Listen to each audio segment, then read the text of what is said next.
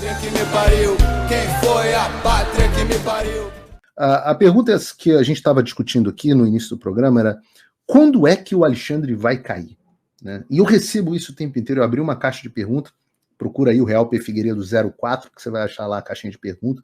Respondi hoje mais de 20 perguntas, e várias delas, das 400 perguntas que eu tinha recebido, umas 100 eram: e aí, quando é que o Alexandre vai cair? Será que o Brasil tem solução? É agora? Vamos resolver? O nosso país vai ter solução? Em primeiro lugar, eu tenho que fazer um ajuste de expectativa. Eu aprendi com um cara meio picareta, mas bem inteligente, que ele me ensinou o seguinte: satisfação é uma conta, onde você tem, pessoal que gosta de matemática, eu gosto de matemática, você tem no numerador, você tem a sua entrega, e no denominador tem a sua expectativa. O resultado dessa fração é a sua satisfação. E eu explico isso em termos práticos. Se você tem uma expectativa muito alta, não importa qual é a sua entrega, a sua satisfação vai ser sempre baixa. Eu estou dizendo isso para dizer o seguinte: qual é a minha expectativa em relação ao Brasil? Que o Brasil vai virar os Estados Unidos, que o Brasil vire a Suíça? Não, minha expectativa não é essa. Minha expectativa do jeito do Brasil é que o Brasil volte ao ar de normalidade.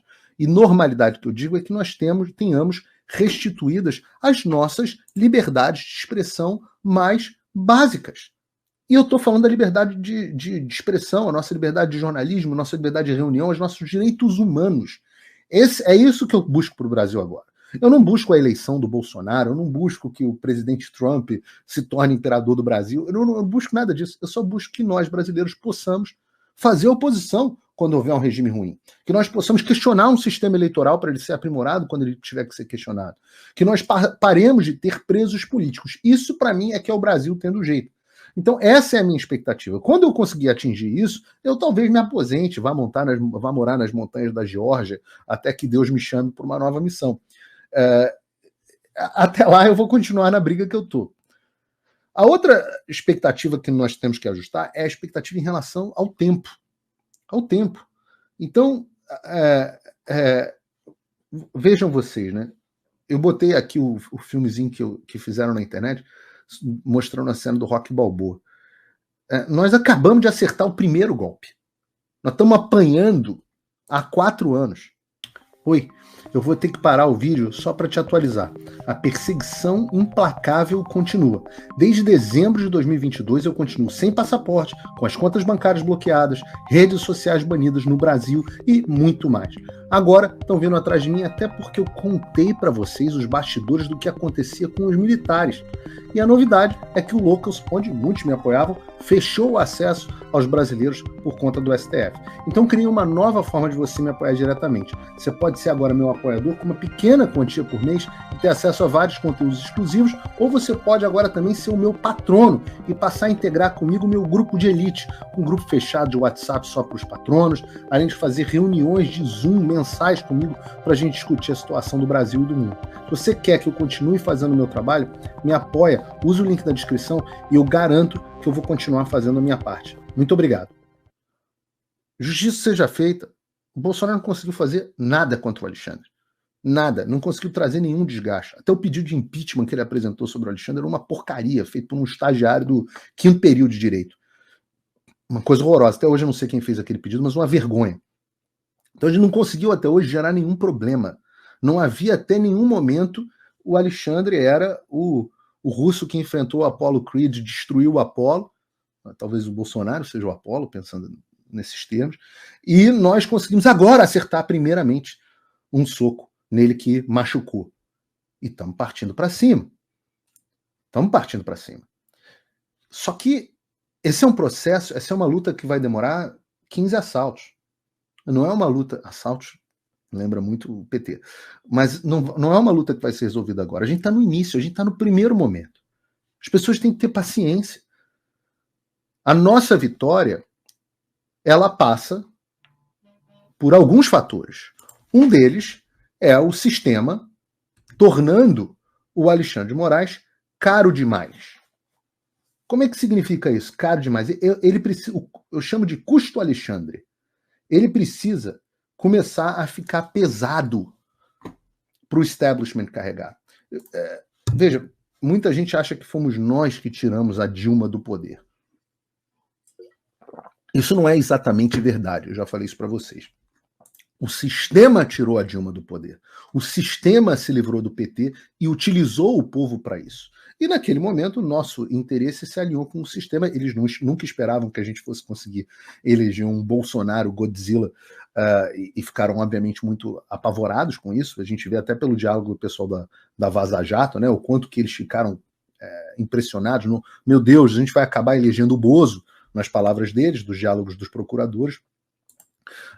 Mas quem agiu ali foi o sistema. Ninguém pode dizer que Eduardo Cunha não era sistema. Ninguém pode dizer que a Rede Globo não estava a favor do impeachment, não estava contra o PT. Lembra do William Bonner apresentando o jornal com aqueles dutos? Eu nunca esqueço isso. Aqueles dutos, todo dia.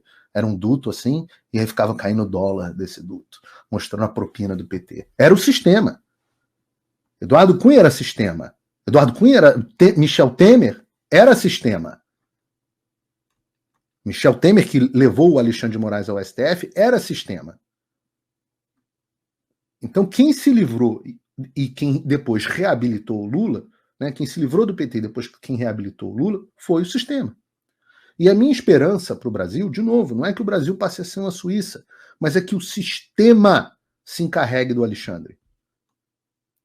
Porque ao longo do nosso processo, principalmente quando você sofre de psicopatia, que eu acho que tem um bom indício nessa direção, você, como a sua incapacidade de empatia, ela faz com que você vá cometendo determinados erros quando você é todo poderoso, porque você não tem mais preocupação com a justiça, você não tem mais preocupação com o juízo, você simplesmente vai lá e faz o que você quer para se impor. Então eu acho que vários erros foram cometidos pelo Alexandre. E muitas vezes a gente vai comprando brigas ruins. Eu acho que certas brigas não valeram a pena. Por exemplo, a briga com o Sérgio Tavares, deter o Sérgio Tavares no aeroporto, valeu a pena? O que ele conseguiu com isso? Nada. O que ele achou que ele ia conseguir com isso? Achou que ia intimidar o Sérgio Tavares. O que o Sérgio Tavares fez? Passou a se dedicar ao Brasil e a contar na Europa o que estava acontecendo no Brasil. O problema gerado foi muito maior do que a efetividade da ação. Eu acho que a briga comigo não foi boa pro Alexandre. Para mim também certamente não foi, né? Mas eu acho até que foi num certo sentido, eu explico qual. Mas eu acho que a briga não foi boa pro Alexandre. Olha a quantidade de coisa que eu já fiz aqui. Dá para eu tirar essa onda nesse momento. E estou só começando. Estou só começando. O trabalho internacional nos Estados Unidos, eu garanto, você veja o que eu fiz nos últimos 4 meses, impressiona até os americanos, eles falam, caramba, o grau de consciência que você criou aqui, e Tucker Carlson, e PragerU de novo, e Steven Crowder, e Dinesh Souza, e War Room, Steve Bannon, todos os lugares. E como é que... E Elon Musk, e Congresso, e etc. Valeu a pena a briga? O que ele me impediu? Tá bom, me tirou dos pingos nos is, tá? Bloqueou minha rede social para uma parte da população. Mas a gente continua. O programa de hoje já somos líder de audiência com sobra. Na verdade, estamos ultrapassando a soma da Jovem Pan com a CNN Brasil. Funcionou o bloqueio contra mim? Recentemente, eu conto até para vocês, mandaram um FBI me ligar. Eu recebi uma ligação do FBI. Eu falei, pois não. Não, o governo brasileiro. Eu falei, pô, o governo, estou totalmente disposto a cooperar com o governo brasileiro, desde que eles me intimem por uma carta rogatória. Acharam que mandar o FBI me ligar, eu ia me cagar todo na escola. Não tenho medo do FBI, não, gente. Como não sou criminoso, não tenho medo nenhum. Pode mandar o FBI me ligar. Eu vou atender com o maior prazer. Eu falei pro cara do FBI, pô, que maneiro falar com vocês, cara. Pô, cresci vendo vários filmes, adorava Arquivo X. Quase perguntei pro cara se existia ET.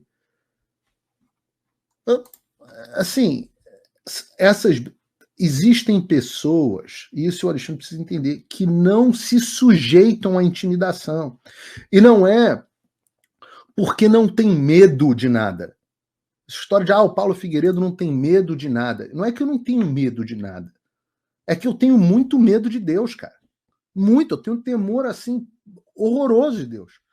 E um dos temores que eu tenho é de que, como diz a parábola dos talentos, é que chegue no final das contas e eu na hora de eu prestar contas sobre os meus talentos, os tenha enterrado.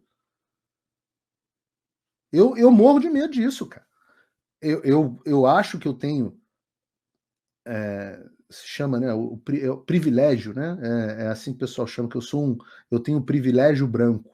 Eu acho que eu tenho vários privilégios. Privilégio de ter tido uma família estruturada, maravilhosa, de ter tido exemplos dentro de casa, pai, avô, maravilhosos, de ter tido a melhor educação possível, passado pelas melhores universidades do mundo, de ter encontrado o professor Olavo de Carvalho no meio do caminho, ter mudado minha formação, o Jordan Peterson. Eu acho que eu tenho o privilégio de estar onde eu estou, privilégio de ter uma condição financeira que me torna menos vulnerável, privilégio de ter tantos apoiadores quanto eu tenho esse privilégio. Agora, a quem muito foi dado, muito será cobrado. E vão aparecer pessoas assim. São pessoas, e eu acredito nisso, eu falo isso para todos vocês. Eu acho que poderia ter gente virtuosa dentro da Polícia Federal, que uma hora vai se levantar contra isso, vai ter gente virtuosa dentro da imprensa, vai ter como teve o Michael Schellenberg, como teve o Glenn Greenwald, como tem as pessoas dentro da Oeste,